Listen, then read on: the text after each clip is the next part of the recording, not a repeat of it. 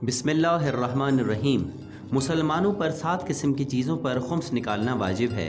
इन चीज़ों में से चंद ये हैं। मसलन अगर किसी को ज़मीन, कान, समंदर या किसी भी ऐसी जगह से ख़जाना मिले तो उस पर उसे खुम्स देना होगा। अभी हम अमूमी तौर पर इजाफ़ी आमदन पर अदा करने वाले खुम्स के बारे में बात करेंगे। खुम्स कारोबार, नौकरी, पेशा या उजरत पर काम करने वाले हजरात पर लागू होता है, अलबत्ता अगर इनकी तमाम किस्म की आमदन पर मुनाफा हो। मुअय्यन किए गए साल के आखिर में पहले मुसलमान अपनी सालाना आमदनी का हिसाब लगाता है, फिर इसके बाद साल के तमाम खर्चों का हिसाब करके सालाना आमदनी से नफ़ी करता है। आखिर में जो रकम बचेगी वो मुनाफा या इजाफ़ी आमदन शुमार होगी। इसका 5वां हिस्सा या 20% खुम्स में अदा होगा और बाकी 80% साफ़ व शफ़ाफ या पाक पैसा शुमार किया जाएगा, जिस पर खुम्स दोबारा लागू नहीं होगा। मसलन हम इसे इस तरह समझते हैं, हमारे 2 बैंक अकाउंट हैं। पहले बैंक अकाउंट में एक साल के दौरान कमाई गई आमदनी $2000 मौजूद है, जबकि हमारे दूसरे बैंक अकाउंट में इसी साल के दौरान कमाई गई आमदनी $500 मौजूद हैं और इस साल की नकद रकम $500 भी आपके पास मौजूद हैं।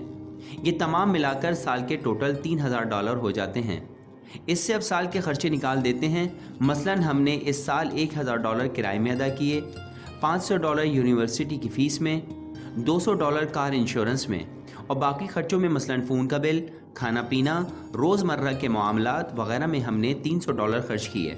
ये तमाम खर्चे मिलाकर टोटल $2000 हो गए। इस तरह हमने इस साल में $3000 कमाए और $2000 खर्च किए। मुअय्यन किए गए साल के आखिर में हमारे पास $1000 रह गए, जो हमारी इजाफ़ी आमदन या बचत कहलाएगी। अब ये आमदनी जो बचत है, अगर पूरे साल खर्च नहीं किए तो हमें खुम्स अदा करना होगा। मुनाफे का 5वां हिस्सा या 20% खुम्स अदा होता है। $1000 का 20% $200 होंगे जो खुम्स में अदा किए जाएंगे। बकाया $800 आपके पास ही रहेंगे। इस पर मज़ीद खुम्स अदा नहीं होगा अगर खर्च ना भी हो। नोट: अगर कमाई गई रकम को इसराफ के साथ खर्च किया गया तो इस खर्चे पर भी खुम्स वाजिब हो जाएगा। ऐसा क्यों? क्योंकि इस्लाम में अखराजात में इसराफ हराम है।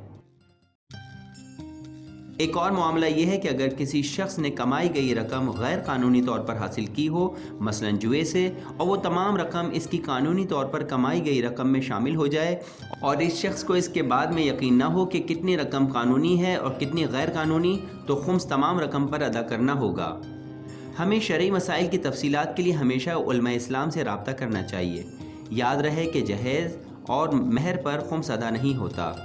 इसी तरह विरासत के हकीकी कानून के तहत विरासत पर भी खुम्स अदा नहीं होता।